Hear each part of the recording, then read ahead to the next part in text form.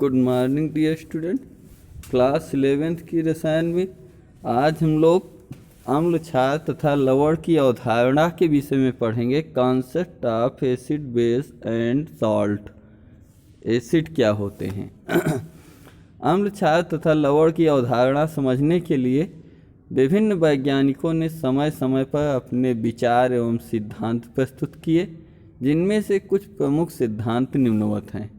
पहला, आर्हेनियस का आयनिक सिद्धांत। दूसरा, अम्ल एवं क्षार की ब्रांस्टेड-लॉरी अवधारणा।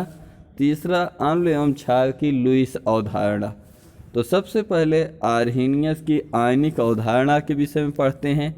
आर्हेनियस के आयनिक सिद्धांत के अनुसार अम्ल वे पदार्थ होते हैं जो जलीय विलयन में हाइड्रोजन के धन आयन H+ देते हैं, अर्थात जलीय विलयन में H+ आयन दाता H+ आयन देने वाला अम्ल कहलाता है।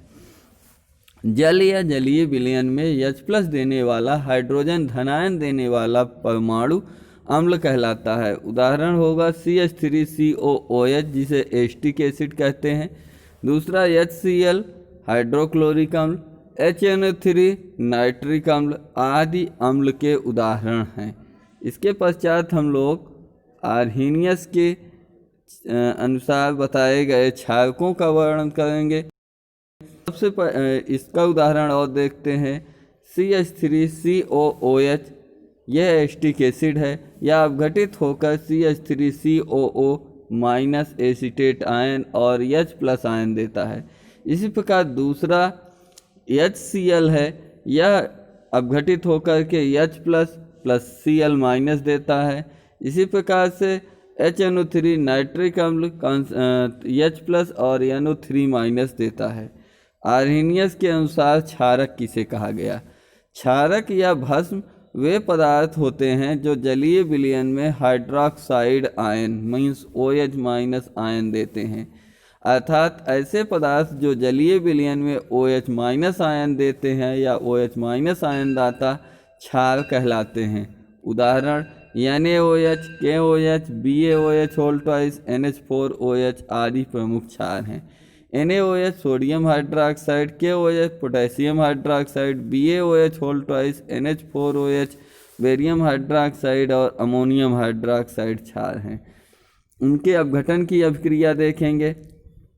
NaOH अपघटित होकर के Na++ OH- देता है। KOH K++ OH- देता है। इसी प्रकार BaOH Ba++ + 2 OH-, NH4OH NH4++ OH- देता है।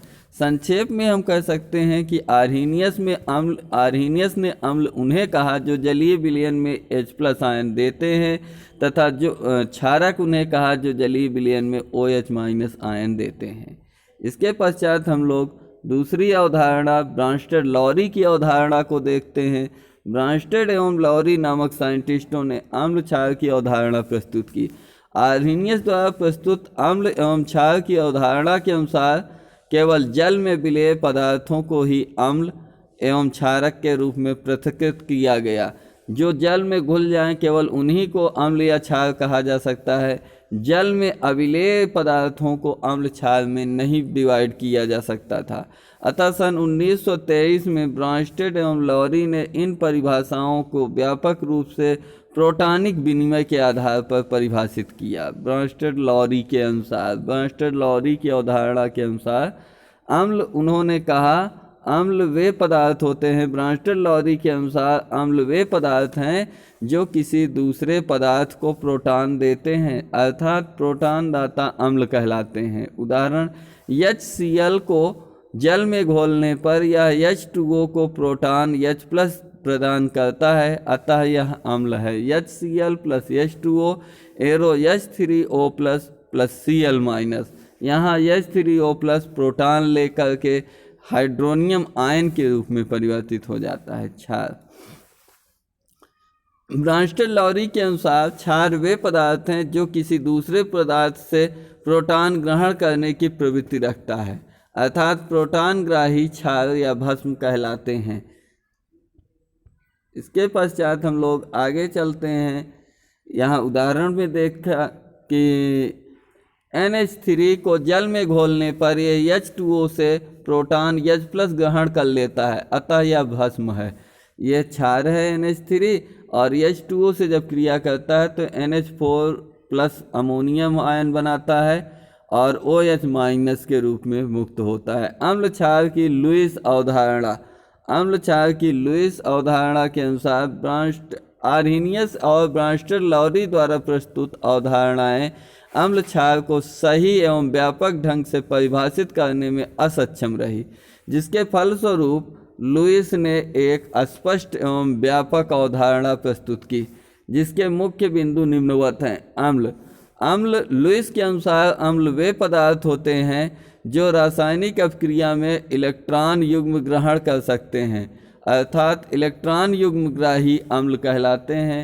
उदाहरण, अमोनिया बोरान ट्राईफ्लोराइड यौगिक में अभिक्रिया जो हो रही है, अमोनिया जो इलेक्ट्रॉन युग्म दाता है तथा बोरान ट्राईफ्लोराइड इलेक्ट्रॉन युग्मग्राही है, अतः अमोनिया बोरान ट्राईफ्लोराइड अणु में बोरान ट्राईफ्लोराइड अणु लुईस अम्ल होगा। इस अभिक्रिया में अमोनिया के पास इलेक्ट्रॉन युग्म में है, जबकि बोरान ट्राईफ्लोराइड के बोरान परमाणु के पास इलेक्ट्रॉन युग्म की कमी है, तो अमोनिया अणु लुईस क्षार है, जबकि बोरान ट्राईफ्लोराइड लुईस अम्ल है। तो इस प्रकार से अमोनिया बोरान ट्राईफ्लोराइड एक सहसंयोजी यौगिक उपसहसंयोजी यौगिक का निर्माण हो रहा है। इसके पश्चात हम लुईस के अनुसार परिभाषित किए गए क्षारों का वर्णन करेंगे। लुईस के क्षारों का वर्णन करने से पहले हम लुईस अम्ल के कुछ अन्य उदाहरण देखते हैं, जैसे AlCl3 aluminium chloride, FeCl3 iron chloride, ferric chloride, ZnCl2 zinc chloride, SO3 H+, NH4+, Cl+, Fe2+, Fe3+, Cu2+ आदि प्रमुख लुईस अम्ल हैं। लुईस क्षार वे पदार्थ जो रासायनिक अभिक्रिया में इलेक्ट्रॉन युग्म प्रदान कर सकते हैं लुईस क्षार या लुईस भस्म कहलाते हैं, अर्थात इलेक्ट्रॉन युग्मग्राही क्षार कहलाता है।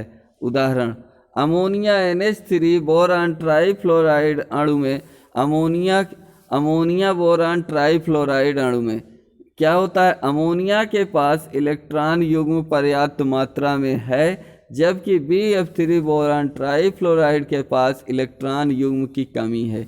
इस अभिक्रिया में बोरान ट्राईफ्लोराइड लुईस क्षार की भांति व्यवहार करता है। तो यह अमोनिया आपका NH3 लुईस अम्ल है, जबकि बोरान ट्राईफ्लोराइड लुईस क्षार की भांति व्यवहार करता है। तो यह अमोनिया बोरान ट्राईफ्लोराइड है। लुईस क्षार के अन्य उदाहरण H2O, C2H5OH, OH-, NH2-, Cn- आदि प्रमुख लुईस क्षारक हैं। यहाँ जल इसको कहते हैं, ethyl alcohol, hydroxyl ion, nitride ion, cyanide ion. तो इस प्रकार से आज हम लोगों ने अम्ल क्षार की अवधारणाओं को पढ़ लिया। लवण की अवधारणा को बाद में इसके पश्चात अगले टर्न पर पढ़ेंगे। मिलते हैं अगले टर्न के साथ, तब तक के लिए जय हिंद, वंदे मातरम।